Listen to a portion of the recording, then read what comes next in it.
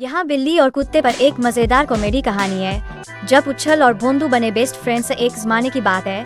एक घर में दो प्राणी रहते थे जो एक दूसरे की शक्ल देखना भी पसंद नहीं करते थे।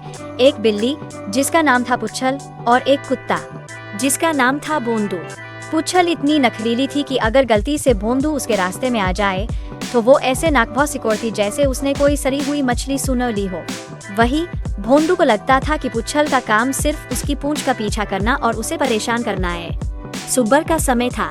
भोंदू अपने बिस्तर पर आराम से सो रहा था और सपने में शायद हड्डियों के पहाड़ देख रहा था।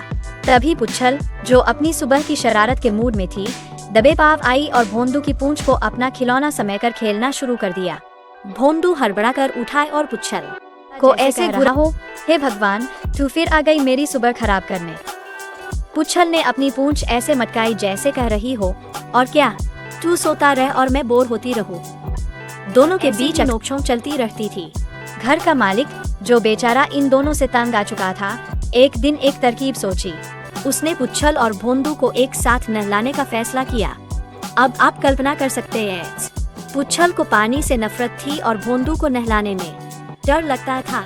जैसे ही मालिक ने बाल्टी उठाई, पुच्छल ने ऐसी रफ्तार पकड़ी कि ओलंपिक में गोल्ड मेडल जीत जाती। वो सीधे पर्दे के पीछे छिप गई। भोंदू, जो आमतौर पर बहुत बहादुर बनता था, मालिक को बाल्टी के साथ आता देख ऐसे कांपने लगा जैसे उसे ठंड लग रही हो। मालिक ने जैसे तैसे पुच्छल को पकड़ा और फिर भोंदू की बारी आई। बाथरूम में जो ड्रामा हुआ वो देखने लायक था। पुच्छल ने मालिक के हाथों को ऐसे खरोंचा जैसे वो कोई दुश्मन हो, और भोंदू तो ऐसे रोया जैसे सदियों से उसे कोई नहलाया ही न हो। लेकिन हुआ यूं कि नहलाने के दौरान जब मालिक ने गलती से शैम्पू की बोतल गिरा दी तो पुच्छल और भोंदू दोनों एक दूसरे से चिपक गए। डर के मारे उन्होंने अपनी पुरानी दुश्मनी भुला दी। पुच्छल की आंखें डरी हुई थी और भोंदू की भीगी हुई।